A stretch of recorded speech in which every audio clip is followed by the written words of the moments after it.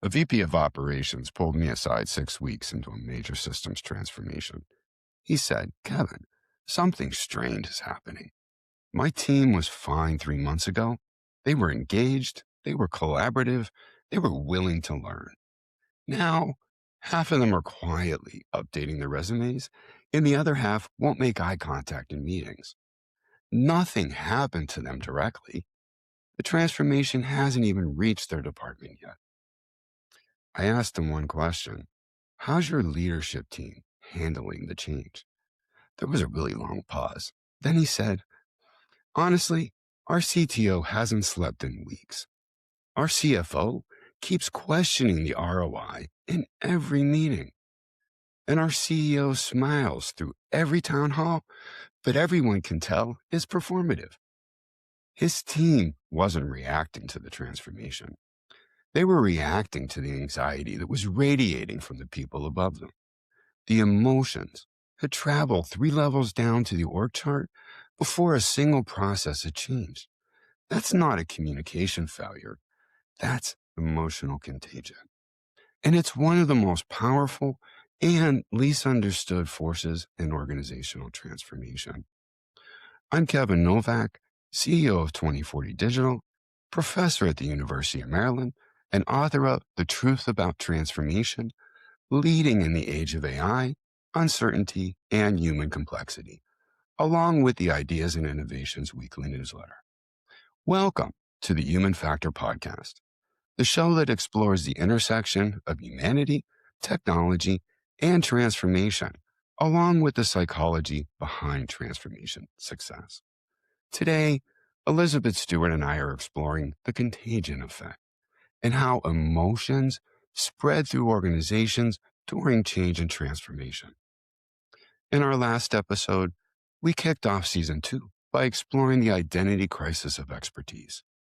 What happens psychologically when the very knowledge and skills that made people successful become the barriers that prevent them from adapting to change and transformation?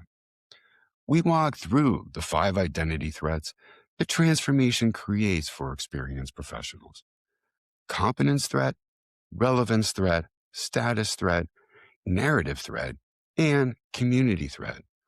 And we introduce the identity transition framework for helping people navigate between who they were and who they're becoming. Today, we're asking a critical follow-up question: what happens to that identity threat and the anxiety that accompanies it once it takes hold? Because it doesn't stay contained in the person experiencing it. It moves. It spreads through teams, across departments, and throughout entire organizations in ways that it can accelerate adoption or silently destroy initiatives before they gain traction. Elizabeth Stewart is back with me today. Elizabeth, for our listeners who may be joining us for the first time, you've been a recurring voice on this show exploring the human psychology of organizational change. Welcome back. Thank you, Kevin. It's great to be back. I think emotional contagion is a topic that explains so many of the transformation failures that organizations chalk up to other causes. They blame the technology, the timeline, the budget, even the vendor or consultant. But what actually happened was that fear traveled faster than information, and by the time the initiative reached the front line, the emotional environment had already turned against it. That's exactly right. And what makes this so dangerous is that most leaders have no idea it's happening. They can see overt resistance, they can measure engagement scores, but emotional contagion operates beneath conscious awareness. People absorb the emotions of those around them automatically without recognizing they're doing it. By the time you see the behavioral symptoms, the emotional infection has already spread. Today, we're going to cover the science behind how emotions actually travel through organizations, why transformation creates perfect conditions for negative emotional contagion, the specific patterns leaders need to recognize, and what you can do about it to manage emotional contagion rather than by being destroyed by it. So let's start with the science. Elizabeth, before we get into organizational dynamics, I think it's important that we ground this in actual research. Emotional contagion isn't a metaphor, it's a documented psychological phenomenon with decades of research behind it. Absolutely, Kevin. The foundational work here comes from the psychologists Elaine Hatfield, John Cacioppo, and Richard Rapson. Their research, published in the 1990s and validated and extended to this date, established that human beings automatically and continuously mimic the facial expressions, vocal patterns, postures, and movements of people around them. This mimicry happens in milliseconds, well below conscious awareness, and it triggers corresponding emotional states in the person doing the mimicking. So when you're sitting across from someone who is anxious, your face begins with subtlety to mirror their tension. Then your body shifts to match their posture. And through the physical mimicry, you begin to actually feel the anxiety yourself. And this isn't a choice. This is someone deciding to feel anxious because their manager seems worried. It's neurological. The brain's mirror neuron system, which neuroscientists have studied extensively since the mid 1990s, means we are literally wired to absorb the emotional states of the people around us. It served an evolutionary purpose. If someone in your group sensed danger, you needed to feel that danger too without waiting for a verbal explanation. So the speed of emotional transfer became a survival advantage. The problem, Gavin, is that the same mechanism that helped our ancestors survive predator threats now operates in conference rooms and on video calls. Siegel Barsaid at the Wharton School conducted some of the most important research on this in organizational settings. Her 2000 study, which has been cited extensively in organizational behavior literature, demonstrated that a single person's emotional state could shift the mood of an entire group. She found that positive emotional contagion improved cooperation and decreased conflict, while negative emotional contagion increased conflict and reduced cooperation. And the group members were largely unaware that their emotions had been influenced by others. Yeah. That last point is crucial. People don't realize their emotional state has been shaped by someone else's emotions. They attribute their feelings to their own assessment of the situation. A team member who absorbs anxiety from a leader doesn't think, I'm feeling anxious because my manager is anxious. They think, I'm feeling anxious because this transformation is going to be a disaster. The emotion arises first, and the brain then constructs a rational explanation after the fact. This is what makes emotional contagion so powerful and so invisible in a transformational context. The research from Nicholas Christakis and James Fowler on social networks adds another dimension. Their work demonstrated that emotional states can spread across up to 3 degrees of separation in social networks. You don't have to be in direct contact with the anxious leader. If your manager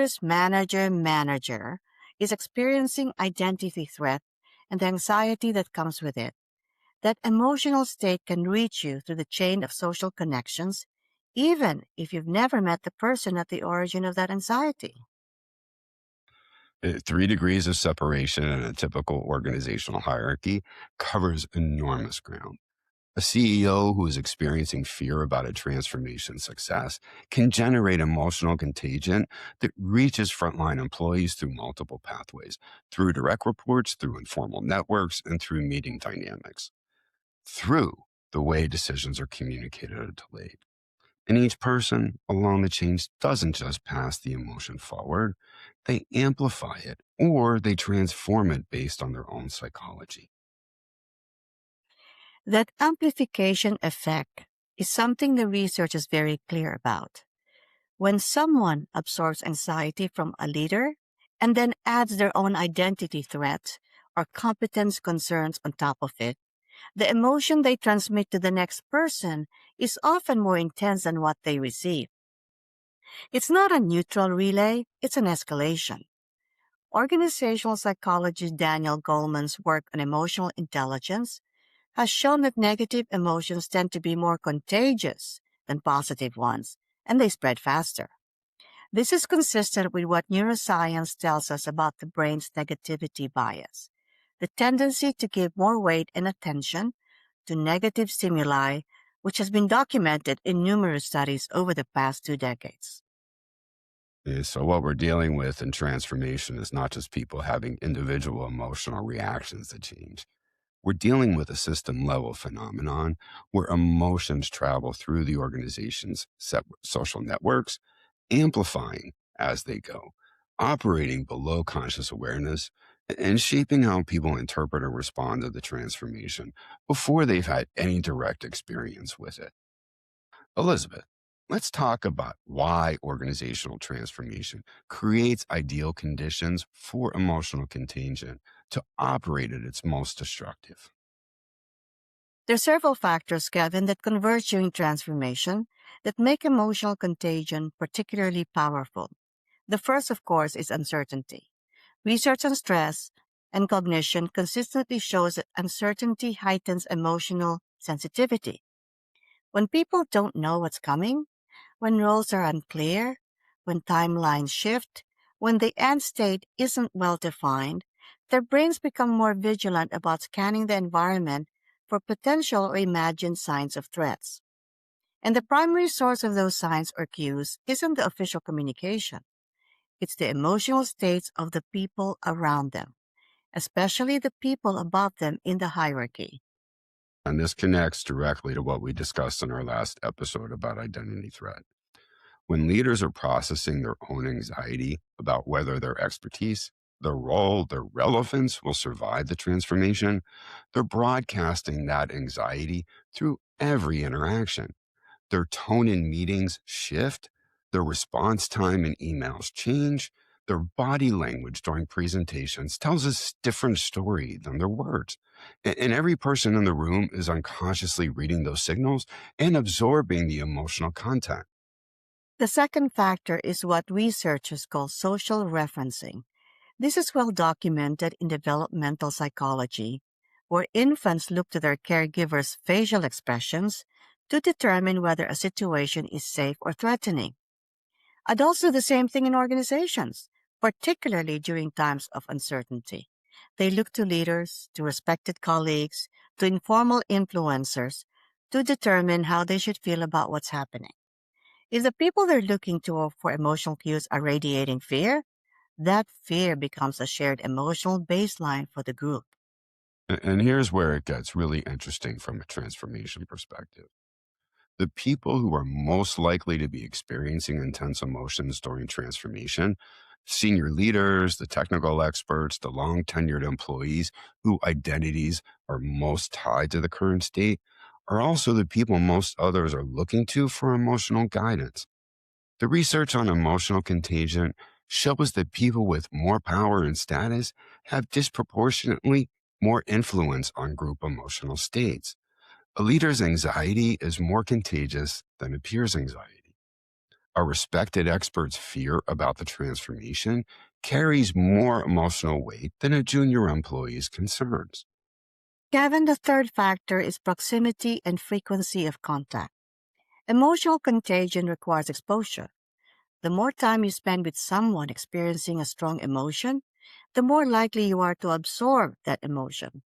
During transformation, organizations typically increase meeting frequency. There are more town halls, more check-ins, more status updates, more steering committee sessions. Each of these is an exposure opportunity. Organizations think they're improving communication, and they may be improving information transfer, but they're simultaneously increasing the channels through which emotional contagion operates. I've seen this pattern repeatedly. An organization launches a transformation, recognizes that communication is important, dramatically increases the number of meetings and touch points, and then watches engagement decline even as communication increases. They're confused because they're doing everything the change management playbooks recommend. What they don't realize is that every meeting where a leader's unprocessed anxiety leaks through their carefully prepared talking points is spreading negative emotion contagion further and faster. So the fourth factor is the absence of emotional processing time.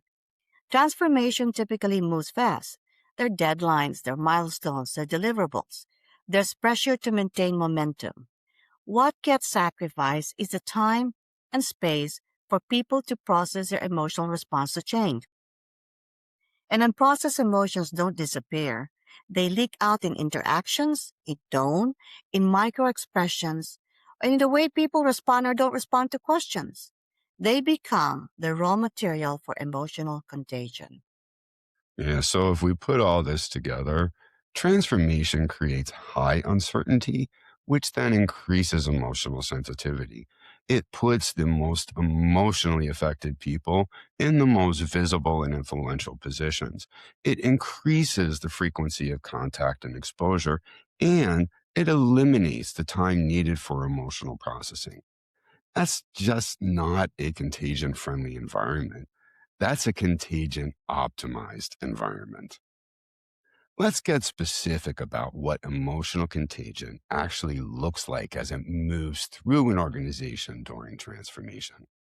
Elizabeth, in your experience, what are the patterns that leaders need to recognize? The first and most common pattern is what I'd call the anxiety cascade.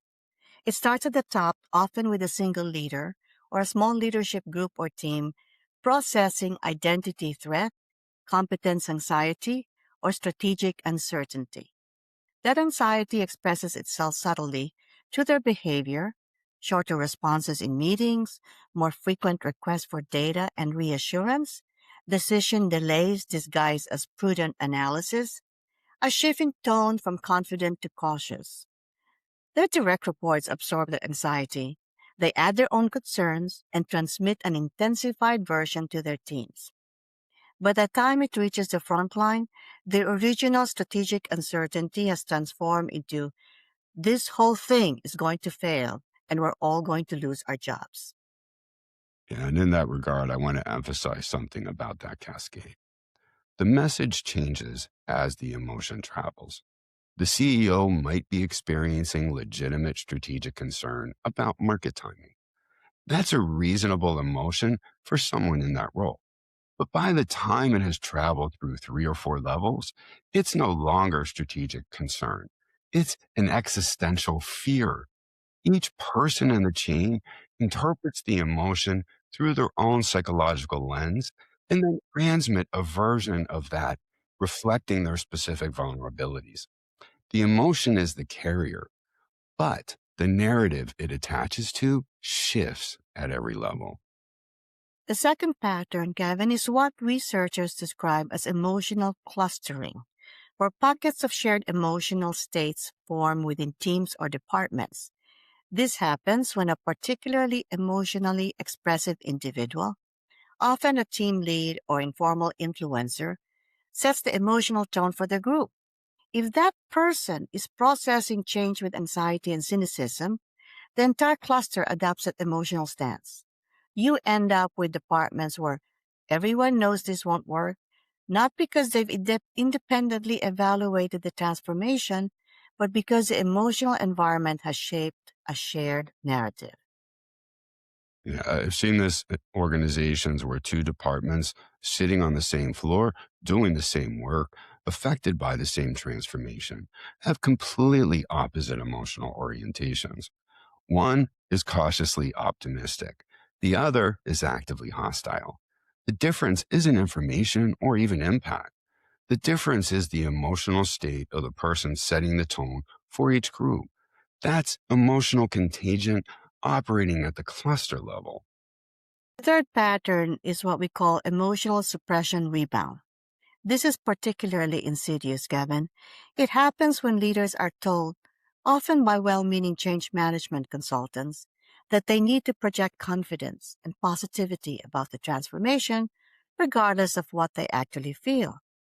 The research on emotional suppression, including work by James Gross at Stanford, is very clear that suppressed emotions do not disappear. They leak out through microexpressions, the tone of the voice, the timing, and the gap between words and nonverbal signals. What research describes as behavioral leakage. And here's the critical finding: people are remarkably good at detecting emotional incongruence. When a leader says, I'm excited about this transformation, but their body language, their tone, their behavior between meetings all signal anxiety. The recipients don't average those signals. They weight the nonverbal signal more heavily because it feels more authentic. Research in communication science has consistently shown that when verbal and nonverbal messages conflict, people actually trust the nonverbal message. So the leader who suppresses their anxiety and projects false confidence doesn't prevent emotional contagion. They make it worse because they add distrust to the emotional cocktail that's spreading throughout the organization. Is exactly right. The emotion that spreads isn't just anxiety anymore. It's anxiety plus leadership isn't being honest with us. That combination is significantly more destructive than authentic anxiety on its own. At least authentic anxiety can be discussed, validated, and processed. Exactly. The fourth pattern is what I call emotional echo chambers. This builds on the clustering phenomenon, but it operates through informal networks rather than formal teams. During transformation, people naturally seek out others who share their emotional state. Anxious people find other anxious people. Cynical people find other cynics. These informal groups reinforce and amplify their shared emotional states through repeated interaction. Social media research has documented this dynamic extensively in online environments, but it equally operates just as powerfully in an organizational setting. And that echo chamber effect has a specific consequence for transformation. It creates a phenomenon organizational psychologists call pluralistic ignorance, where each member of the group believes their emotional state represents a majority view when it may actually represent a minority position. An echo chamber of 8 anxious people in a department of 50 can convince itself and eventually convince the rest that everyone thinks the transformation will fail. The emotional reality that co-constructed through contagion becomes the perceived organizational reality. The fifth pattern, and perhaps the most damaging, is what I described as learned helplessness contagion. This occurs when people who've been through previous failed transformations transmit not just anxiety, but a specific belief that change efforts are futile. Their emotional message isn't, I'm worried about this. It's nothing we do matters. We've seen all this before. It will fail like the last one. Martin Seligman's foundational research established that learned helplessness develops when individuals experience repeated uncontrollable negative outcomes.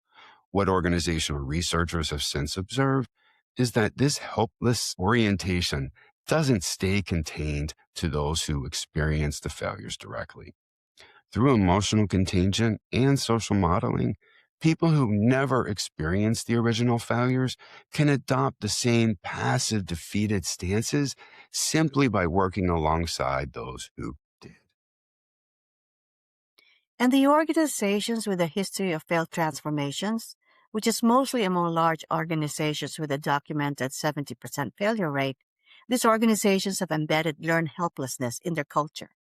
It has become part of the emotional infrastructure, and new employees absorb it from veterans. New leaders encounter it in every room. It's the emotional equivalent of organizational scar tissue. It makes every subsequent transformation harder because the negative emotional contagion has a head start. So the natural question is, what do you actually do about this? You can't eliminate emotional contagion. It's a basic feature of human neurobiology. You can't tell people to stop feeling anxious. And as we just discussed, suppressing emotions makes the contagion even worse. Elizabeth, what does the research suggest about managing rather than trying to eliminate emotional contagion?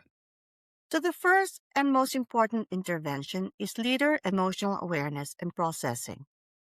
Before leaders can manage the emotional contagion they're generating, they need to understand that they are the ones generating it. Most leaders that I work with are genuinely surprised when they learn that their unprocessed anxiety is radiating outward through every interaction. They think they're hiding it well. They're not. The research is very clear on this. Yeah, this connects to something we've talked about throughout this podcast series: the importance of leaders doing their own psychological work before expecting their teams to navigate change successfully.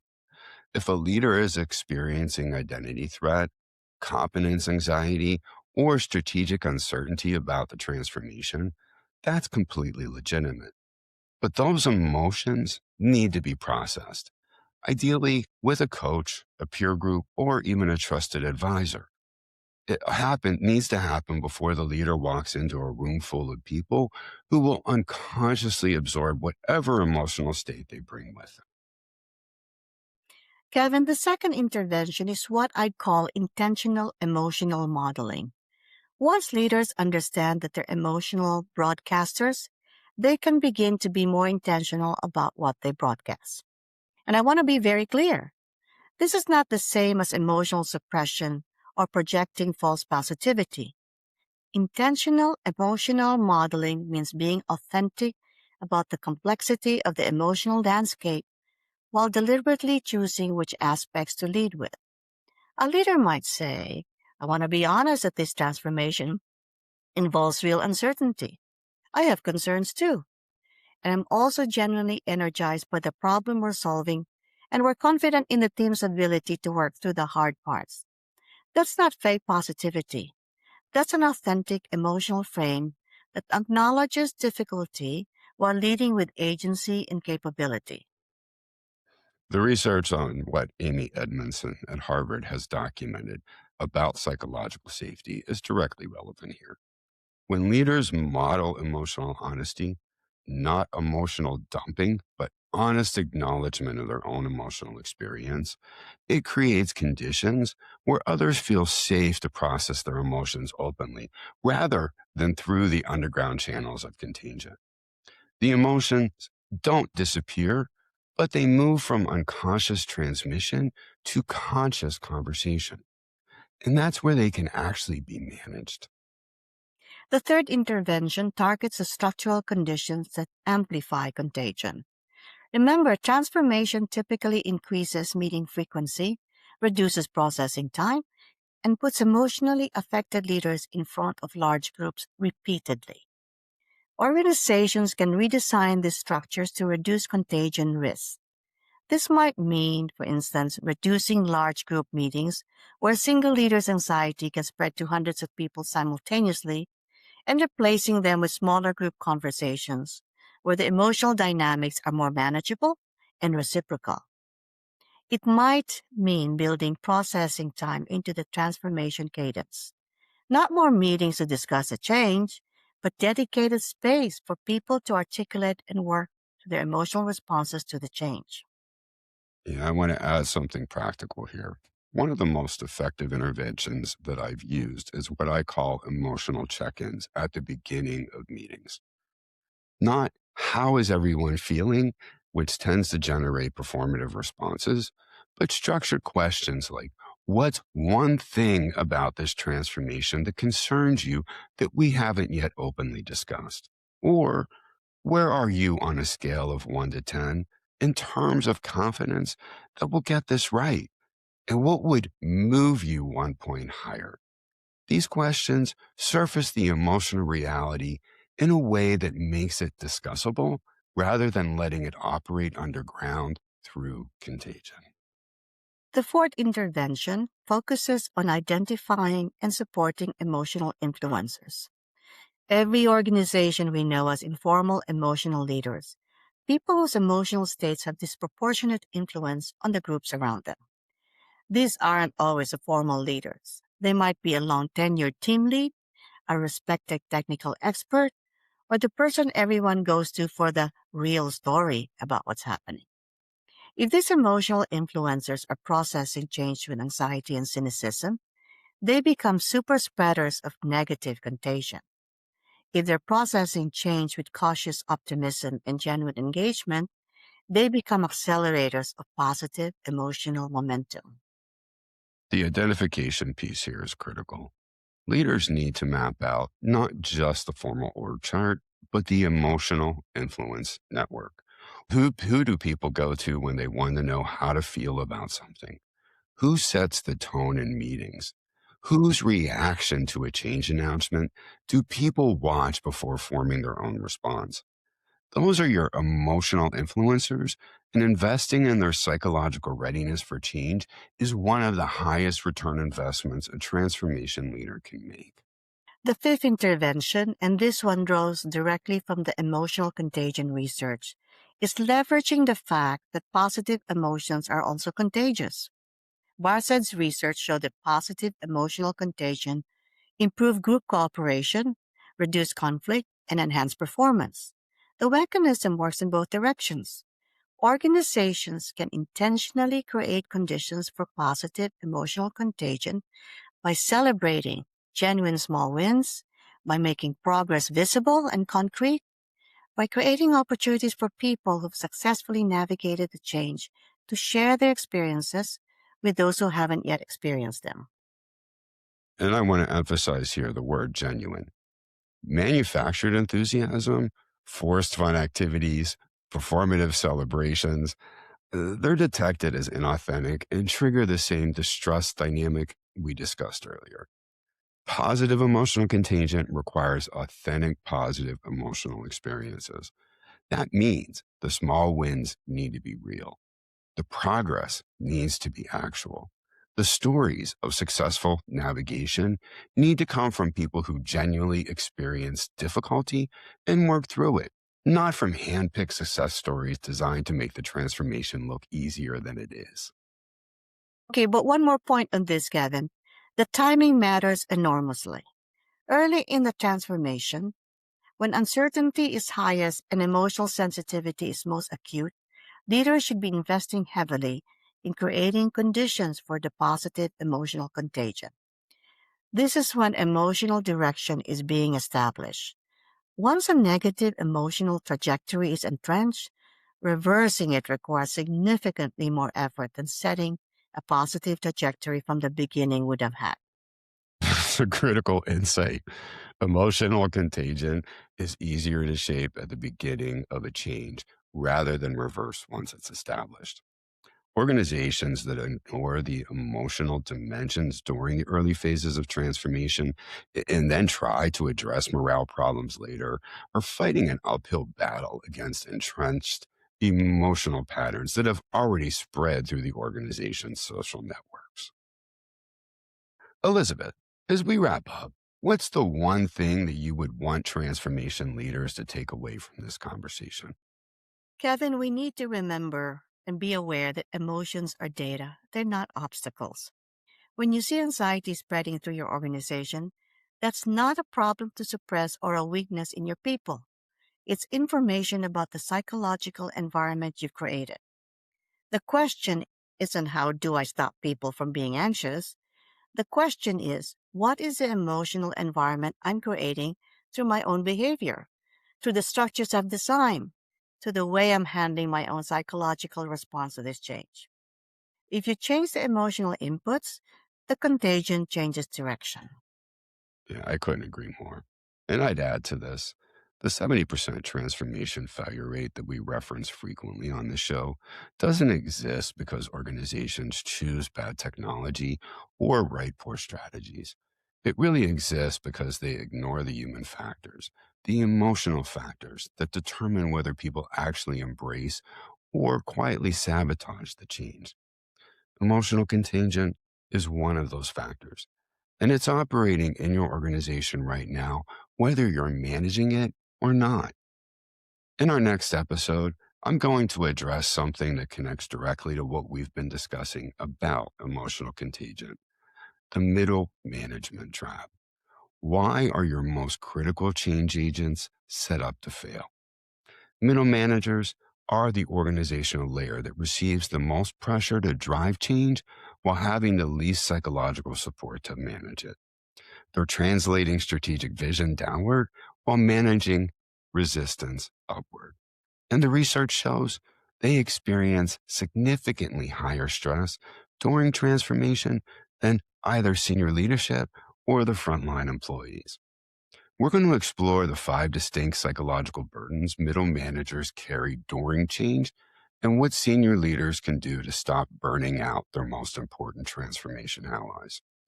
It's essential listening for any executive who depends on middle management to execute their transformation vision. If you found today's episode valuable, visit 2040digital.com. Again, it's 2040digital, one word.com, or pick up a copy of Kevin's book, The Truth About Transformation, Leading in the Age of AI, Uncertainty, and Human Complexity, and explore these concepts further. Also, you can subscribe to the Human Factor podcast wherever you listen to podcasts, leave a rating and a comment. And please share this episode with your leadership team, your colleagues, your peer network, because emotional contagion is a shared challenge that requires shared understanding. Until next time, remember, every transformation has 2 tracks running simultaneously: the visible track of technology, process, and structure, and the invisible track of emotions traveling through your organization's human networks. The organizations that manage both tracks succeed. The ones that ignore the invisible track become part of the 70% failure rate. This is the Human Factor Podcast. I'm Kevin Novak. And I am Elizabeth Stewart. Thank you again for watching or listening.